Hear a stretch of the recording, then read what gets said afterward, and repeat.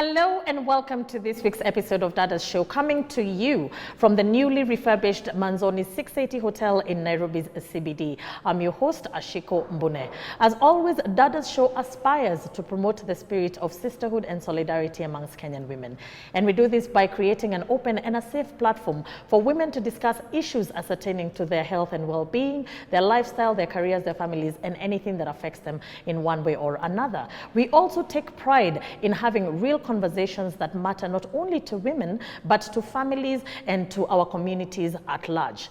Today we are unpacking a topic that is very powerful and necessary, and let's be honest, sometimes very difficult to practice. That is setting boundaries. So be it in a friendship, in a romantic relationship, at work, or even with family, knowing when and how to say no can be the key to gaining your self-respect, to building your confidence, and of course to fostering a very healthy connections. So why is it so difficult for us to set boundaries, especially as women? Why do we find it hard to own and protect our space without feeling guilty? So stick around as we dive into today's topic with our panel of experts and really understand why there is beauty in drawing the line. Now, as always, we welcome you to join us in this and any other conversation that we may have on all our social media platforms at KBC Channel 1. We're also looking to hear from you on my personal pages at Ashiko the Host across all social media platforms. You can also reach us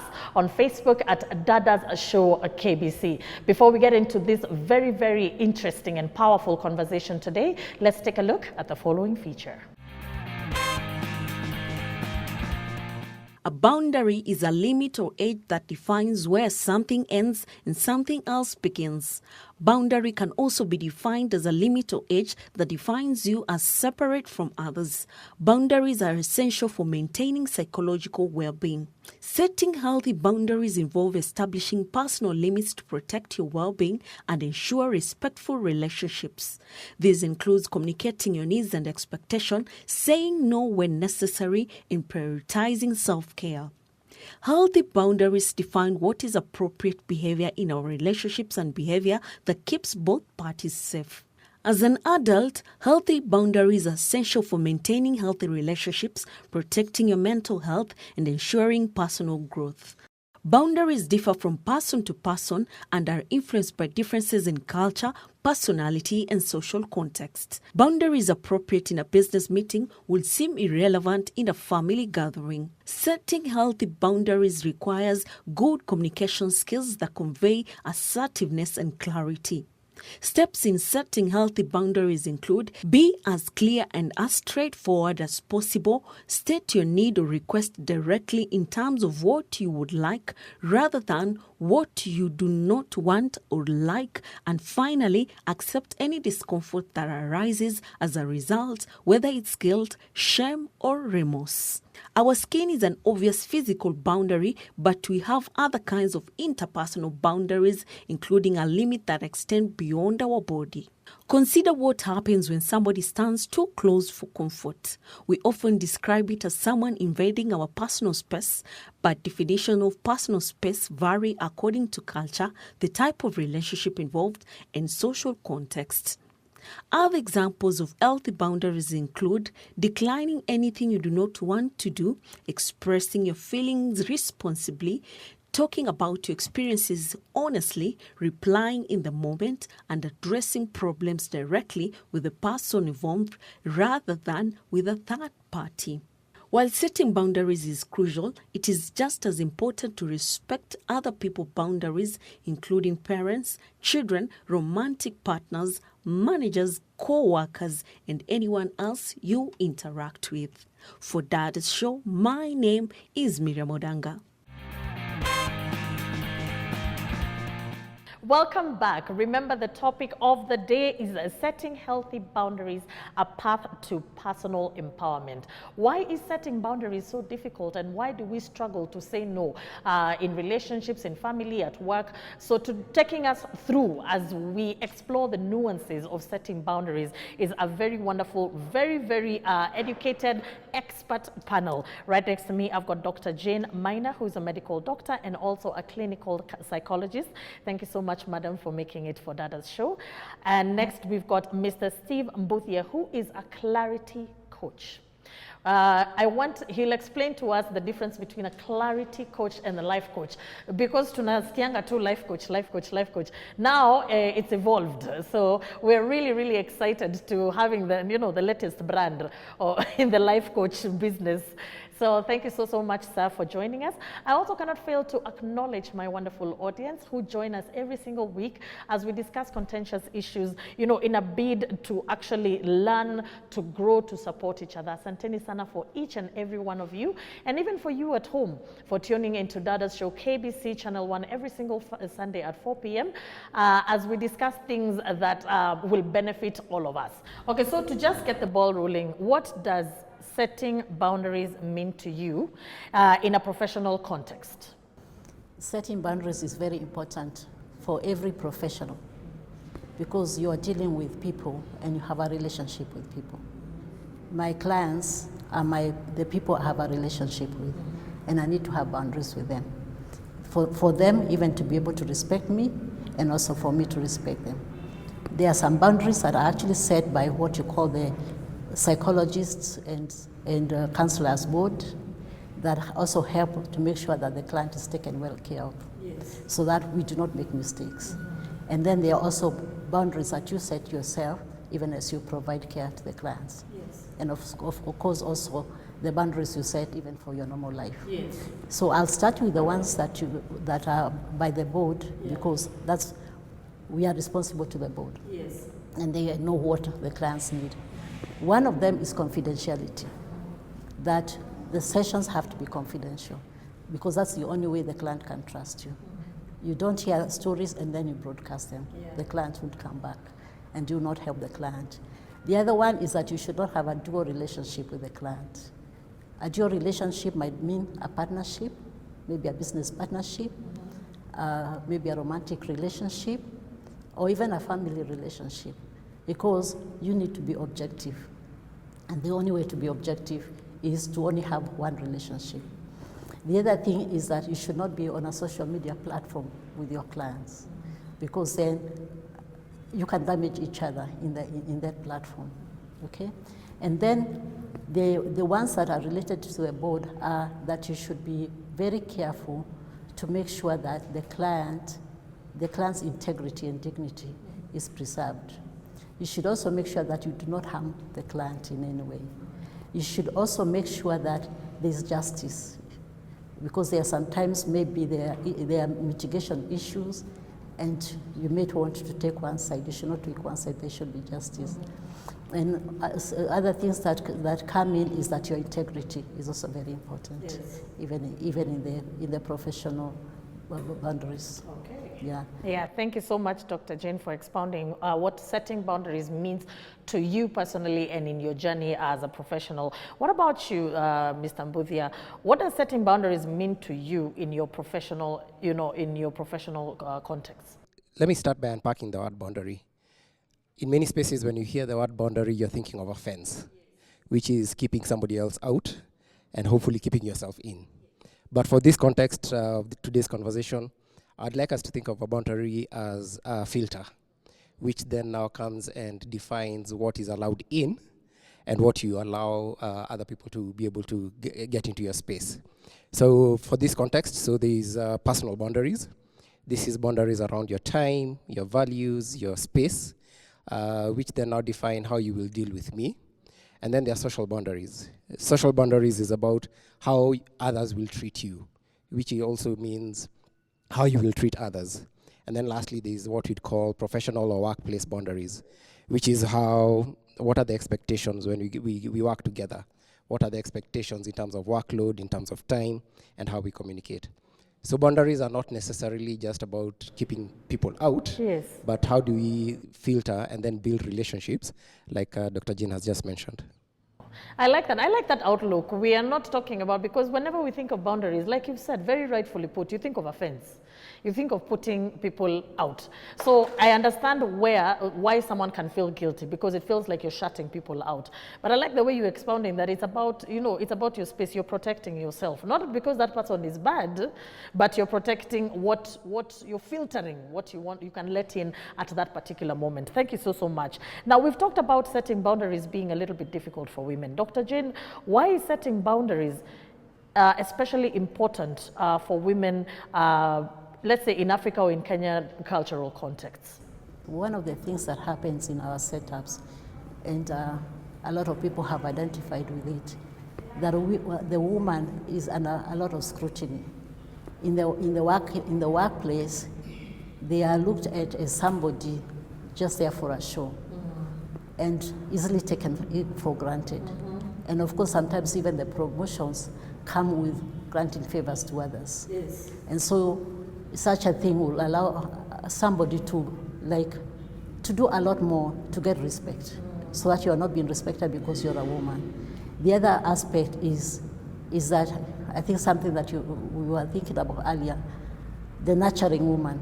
The nurturing woman thinks that they can do anything, and at the end of the day, they are exhausted. Yes. And they have no life for themselves. So they need also to be able to set boundaries to take care of themselves. The other thing are money-related issues. There is a trend where women are also getting trapped by money issues, and that is really messing up their lives. And if they are able to empower themselves and set up boundaries, they are able to set up their values, they are able to say what is expected, especially in relationships, and they are able to stand up for themselves. So it's so important that the woman stands up for herself, rather than be made to submit and manipulated, which is occurring very often in the society. Thank you so much for that. I love that. Mr. Mbudhe, there's something, I want us to go back to something. You explained yourself as a clarity coach.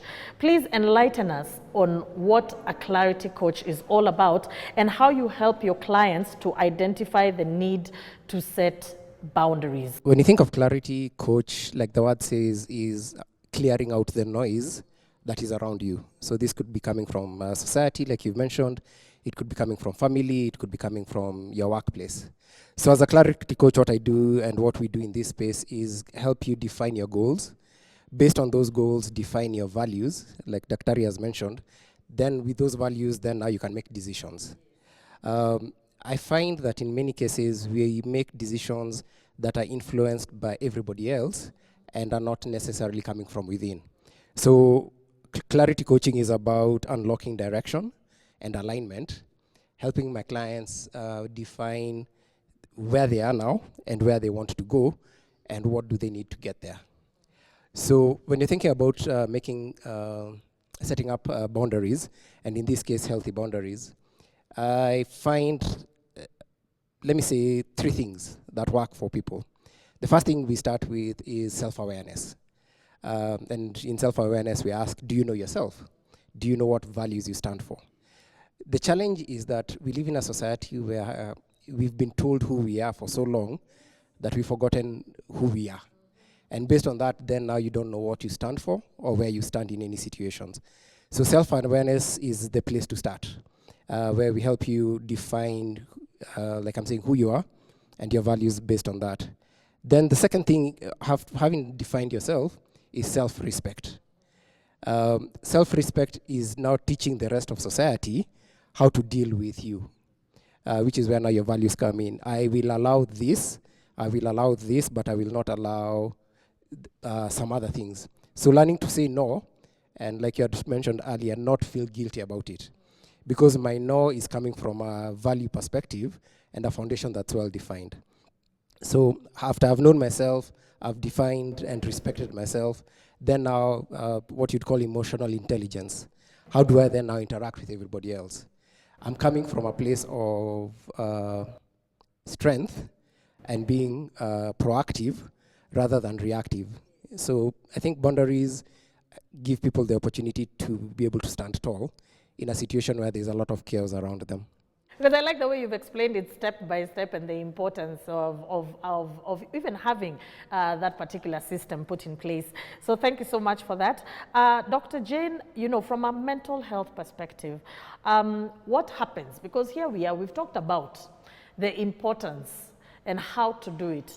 But what happens when somebody's, you know, when someone consistently fails to set boundaries? When you can't set boundaries, you actually lose yourself. You do not know who you are because you'll be accepting anything that comes your way. Somebody says, do this, you do it. Because you kind of become a people pleaser. And some of the reasons why you might become a people pleaser is you're seeking validation. Yes. External validation, you can't validate yourself. You also lose respect for yourself. And it is very exhausting. Yeah. So, because you reach a point where you can't handle your emotions because you are bombarded from left, right, center, and you somehow get lost in it all. The other thing is that you get very resentful and sometimes feel guilty. And because you also, you develop a fear of rejection, and that can contribute now to you always wanting to stick to something that you are not because you don't want to be rejected. You can find yourself in a very manipulative relationships. So your life takes a totally different course. You actually lose your authenticity and you become somebody else. Yeah, and you can imagine how frustrating it is. Thank you so much. But let's move on to you, Mr. Mbuthia. Now that we've gotten there, we know how to do it, or rather, we know most of the things in theory at this point, and we know why it's important because of all the scary stuff Dr. has told us right now. But what are some of the practical tools and exercises that people can use to start setting boundaries? The question normally is, I don't know where I stand. Yeah? I don't know where I belong. So you'll find in the case like she's given peer pressure coming from a context of I am doing things because I need to belong somewhere. So I will go out with my friends in as much as I wanted to rest for the weekend, because if I don't go out with them, there is a problem, okay? In situations, and an example is somebody comes and says, I am tired of this place, whether in a friendship or a work, or I am angry. But when you do a deep dive in that conversation, you realize they have not allowed themselves to be pulled in so many directions, and people come and infringe in your personal space. So one of my mentors came and taught me that your freedoms end where they start infringing on my freedoms. So the question then now, to answer your question, is do I know where my freedoms begin? Mm-hmm. So we encourage people to sit down and do a list, yeah? And like I was saying, in the personal space, mm-hmm. in the social space, and even in the workplace, yes. Write down the things that, let's start with irritate you, yes. about those circles. Yes. Because the things that are making you angry, the things that are making you resentful, mm-hmm. the things that you are reacting to, those are an indication of people who've stepped over the boundary. Mm-hmm. Remember we said the boundary is not a fence, it's a filter. Yes. So do a list of the things that irritate you in these three areas. Mm-hmm. And then secondly, ask yourself, why do I get irritated about this? Mm-hmm. So if it's about social spaces, I hang out with my friends, and there's this group that I'll hang out with, and I feel energized, I feel excited. Yes. But then there's this other group, even draining, yeah. Even the thought of meeting with them is draining. Yes. So what do I get from this one group that I'm not getting from this other? Mm-hmm. Thank you so much for sharing that. I mean, it's putting so many things into context, because I'm sure, sometimes the kind of life that you're born into, you live and you think this is normal, and you wonder, why can't I say no? So through the list that you have indicated, someone can be able to denote, out of the list and say, hey, I went through this. Maybe that's why I have a problem. From you, Mr. Mbuthia, how can we recognize the signs of boundary violations in relationships and workspaces? I know one that I saw about if a partner goes through somebody's phone. Is that a boundary violation? Yes, it is a boundary violation, but it also crosses on privacy issues. Yes. Maybe the question behind that is the why. Why would you feel the need to to violate somebody else's privacy because of something. You're trying to find something. Yes. Yeah. Okay. So how do you know you're being violated? You remember we talked about the emotions that come from boundaries being violated. So, and that's where self-awareness and emotional intelligence comes in. How do you feel? Yeah, and what are these emotions? And so there's anger. There's some people walk into a room, you just get angry. So why are you getting angry with them? There's some people who you talk to, and like we said earlier, you just feel drained. Have you ever received a call and you're looking at that call, asking And you're like, yourself, oh, good. Yeah. do I really want? Yeah. Yeah. I've had a friend receive a call, and they were angry. Why is this person calling me? And then when they pick the call, they're all nice and jovial and formal. Yeah. So that's a sign of whatever conversation this person brings onto the table are conversations you're not joyfully stepping into. So there's anger, there's frustration, there's fatigue. There are days you wake up and you just don't want to go to work. But if friends call you for a function, you will go and you'll be able to be all out. And then also sometimes it's just a sense of being lost. You sit down and you're looking at this situation, you're looking at this conversation. You can't tell where it's coming from, you can't tell where it's going to. And what that means, it's not building or adding value. So those are some of the spaces that you really need to question and find out why exactly do, like we had said earlier, do these reactions emanate from this group of people, from at work. Some individuals will tell you of situations, we work together as a team and we thrive, but when one other person joins the team, everything there's conflict. goes haywire. Yeah? So what is this person bringing into the space? And you can use that for both personal space and for workplace. For the workplace. Yes. Oh, thank you so much. Finally, I know I'm crossing over in time. What are some of the, because we heard from a clarity coach, what are some of the skills and techniques that can be put into place? Let's come to you from a clinical psychology perspective, especially in light of all the things that you have talked about in terms of trauma and personality types. What are some of the therapeutic techniques and strategies that you can use to help a client build this particular skill?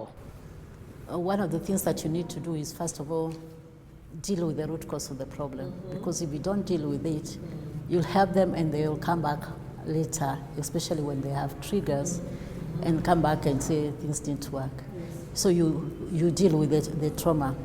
Some of the techniques that you use for dealing with trauma are things like what you call cognitive behavioral therapy, which helps restructure your way of thinking about yourself from a negative, like thinking I'm not worth it, to a positive, that I'm worth it. There are also trauma related techniques, one of them being what you call EMDR. It's a new technique.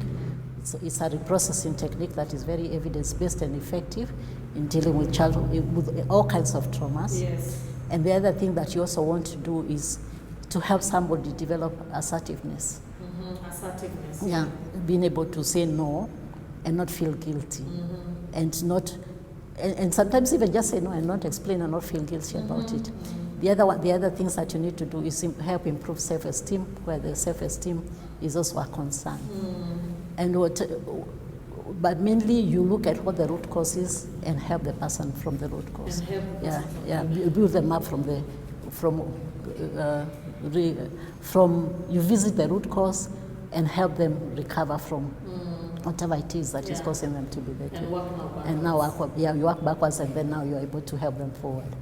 Thank you so much for that. I really hope that everybody is learning a thing or two or 10 about this, about some of the techniques that we can be put in place to help us be able to be more assertive, so that we can be able to set healthy boundaries in our lives, both professionally or personally. So we're going to take a small break, and then we'll be right back for the question and answer session. Please don't go far away.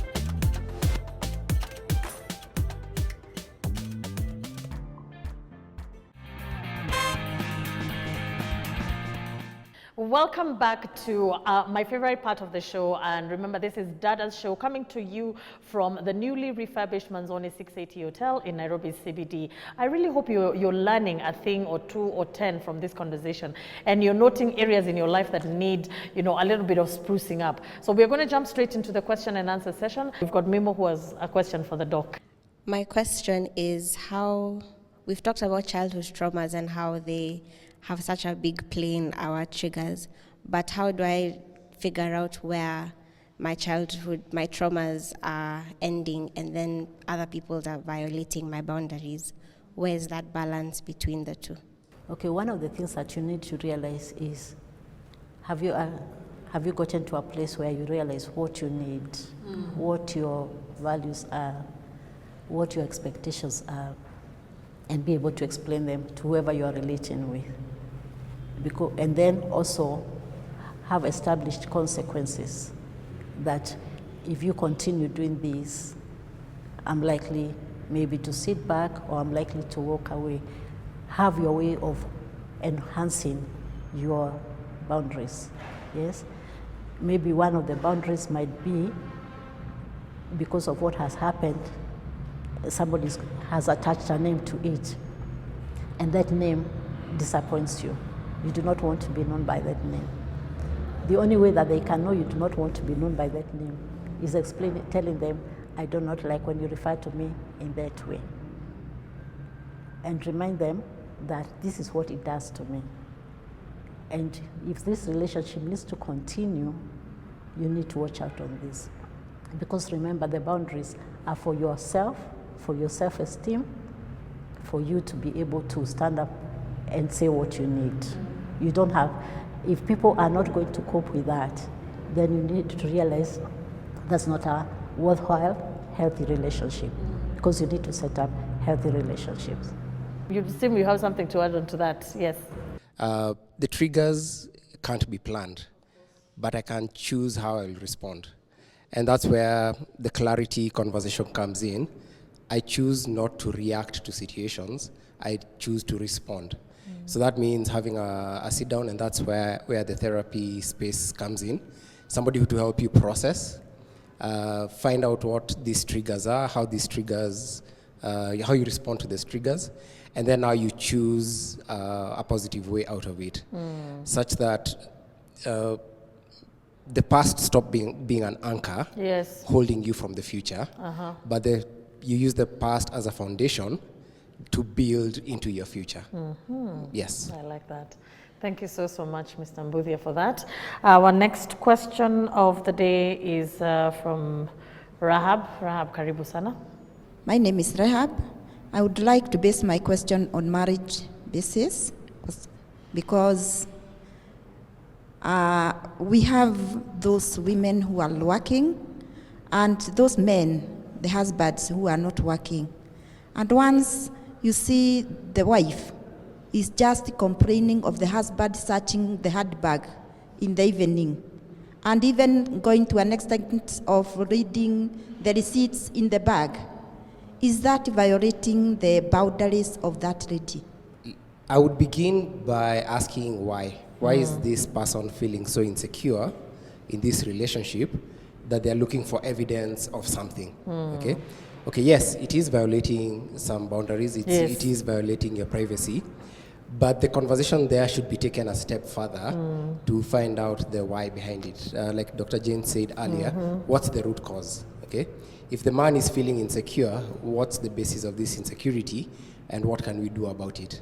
So again, I would recommend therapy spaces and a place where you can go and have an open discussion, husband and wife, with a mediator in that space, and hopefully be able to come up with an action plan on how to respond, not to this situation, but to the root cause, which is a conversation on security and this person feeling insecure in the space. Okay.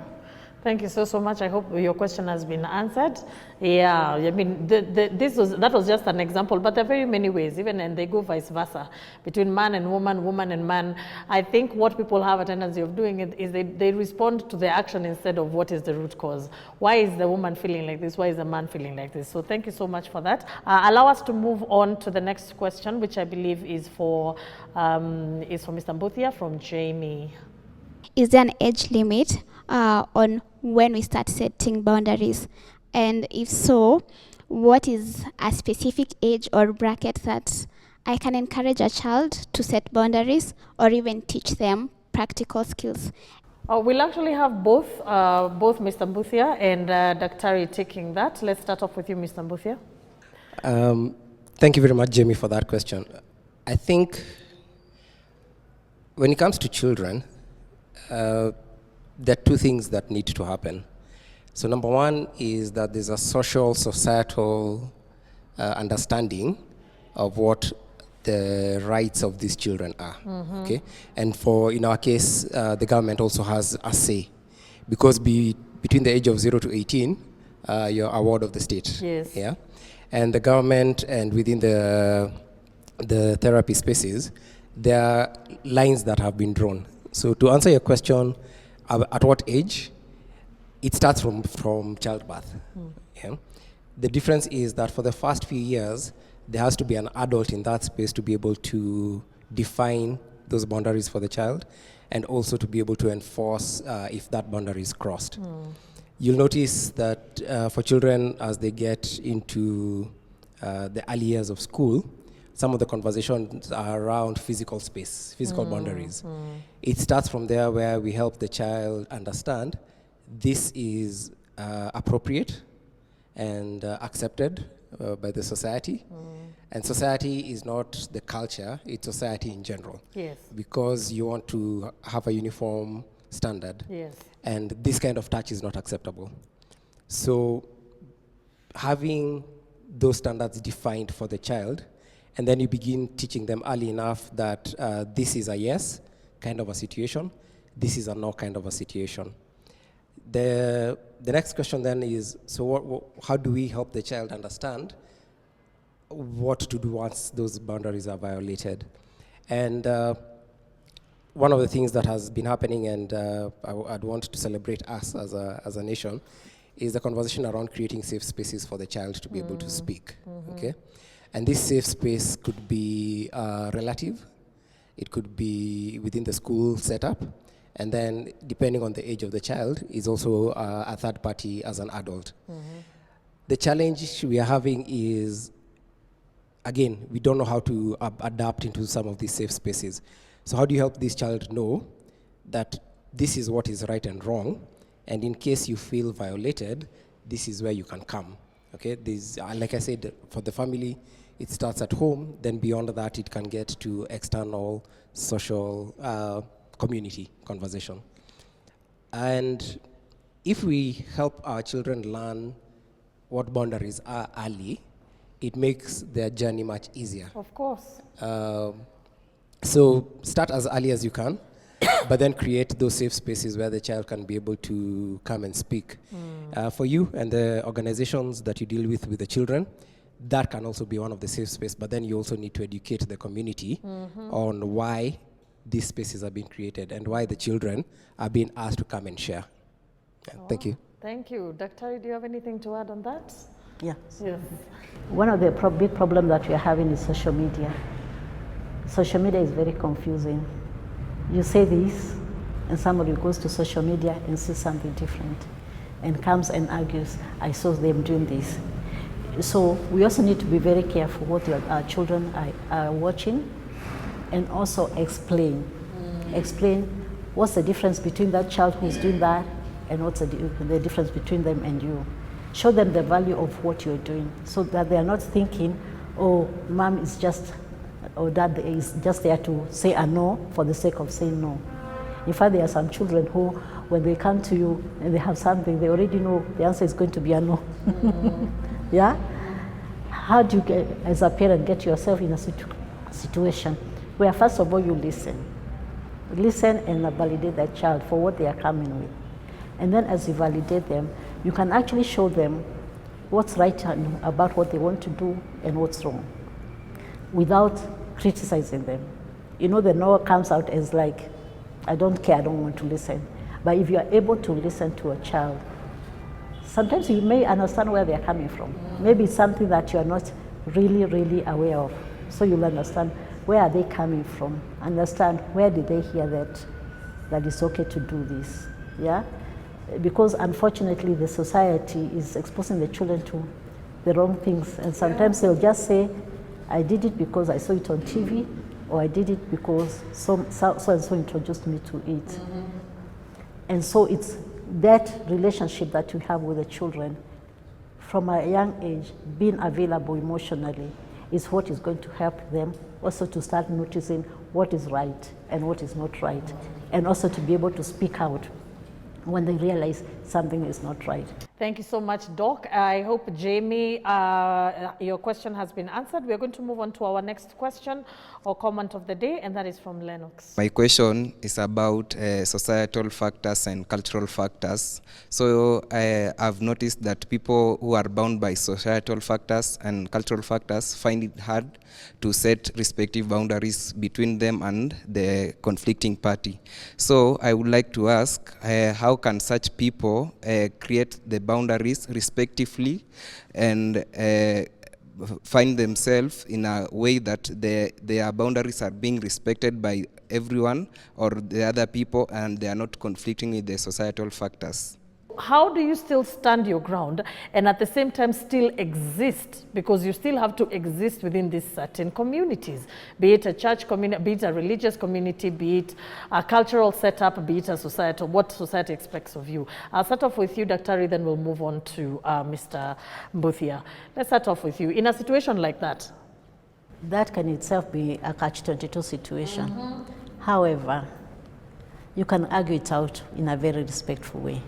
Maybe the first time, because they are dumped on you, you might not have a bigger choice, but maybe you can allow them day one and day two, especially if they are going to stay for a longer time, and decide that by day three, especially as soon as they are dumped, you need to have a conversation. You're going to take care of them day one, day two, but you're having a conversation with the people who have done it, and say in a very respectful way, this is my expectations, this is what I can contribute. Are other people able also to fit in? Because, of course, when they are dumped into your place, it also has financial implications. Yeah. So maybe they have realized I have space, and I might decide, okay, I can contribute the space, but financially it's going to wear on you, on me. Can some other people come in also and bring either food or bring money for me to be able to continue hosting? Or is there somebody else who can maybe host maybe the women, I host the men? It's always good to say what your expectations are, because at the end of it, you'll host them, you'll be a very unhappy person, and you'll quit the church. And you'll resent them forever. And so you don't become a blessing even in the thing that you need to do. So it's all, and then after that, have a conversation with whoever is in charge and say, the next time something is happening, let's plan it way ahead, because there are still other people who are able to take care. You know, so I hope your question has been answered. We'll move on to our final question of the day, which is from Mr. John. My name is John William. So my question is, there is some boundaries comes through interaction with a person. I'm asking, is there any ways that you can notice, or you can notice the boundaries without interacting necessarily with that person? My second question is, we are living in a modern ways where people as equal, my dress, my choice. Then here comes in dating, where a person tells you that you are not supposed to wear this, you are supposed to wear this. Now, how will you help that person to cope up with the boundaries, yet you have interacted the boundaries that the life that he or she was living? Thank you. Thank you so much for that. Those are good questions. Let's begin with, especially when you're dating, about setting boundaries and understanding each other's boundaries when we're dating, before we get to, oh, they've gotten married and now someone is not allowed to wear makeup.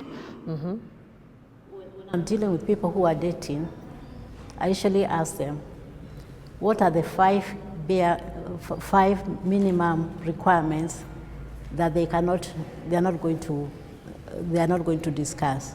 I mean, like, if this is what I want, we are not going to negotiate. You know, the bare minimum that we do not negotiate. Yes. So I'll ask the first five. If you can take the first five, then you are likely to be more agreeable with the others. But if you can't take the first five, especially values, things to do with values, things to do with expectations, things to do with communication, things to do with finances, things to do with religion and belief.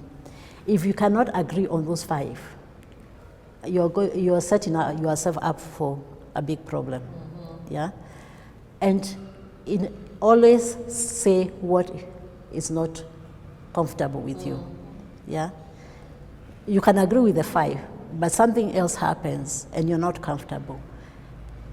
The issue is not to say, I am angry with you because you did this. The thing to say is, whatever you did, I am not comfortable, and I'll explain to you why I'm not comfortable. That way, I'll be setting a boundary. And a common thing that happens, we are having a relationship and you are hoping that you are going to get married. And then every time you see a woman who was your friend previously, you hug them. I'll feel very offended because I'll feel insecure. I'll be like, who is where? So I need to be able to tell you that I noticed we met so-and-so, the next time we met so-and-so, and you hug them. I am not comfortable. So if you are going to continue and you know I'm not comfortable, then I myself will decide, do I want to continue in such a relationship? Yes. Where most likely, even when we get married, this will continue and we'll be fighting over it. Yeah. So have the bare minimums and always be able to say what you're not comfortable with and also what you're comfortable with. There's this conversation in society where we talk about red flags. So as you interact with people, because you're self-aware, you know your values, you know where you stand, you know what you stand for, if the other person will be somebody who will be crossing those lines, there's some red flags that come up. Yes. You will feel it, you will sense it. So be aware of the red flags. But also, like Daktari is saying, be very clear of what your green flags are. We talk about the red ones, we forget the green ones. These are the things that show me this is the kind of person I would want to interact with. Thank you. Okay, thank you so much.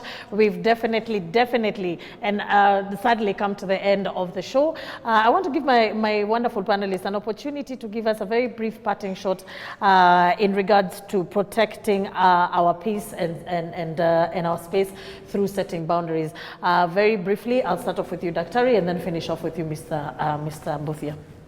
In setting boundaries, the word no is a sentence. You don't always have to explain. Know your limits, ground them in values, and uphold them consistently. So that will give you the kind of peace we are looking for. Oh, well, thank you so much for that. So remember, Dadas Show is a space for real talk, real conversation, and real empowerment for women. So please keep in touch with us through our social media pages at KBC Channel 1, my personal pages at Ashiko the host, and our Facebook page at Dadas Show KBC. So on behalf of the production team at KBC, our location partner Manzoni 680 Hotel here in Nairobi CBD, and myself Ashiko Mbune, I wish you all a lovely, very uplifting week. Let's learn how to set those boundaries. Let's learn how to keep them so that we can all grow and thrive as a community. Thank you so much, and bye for now.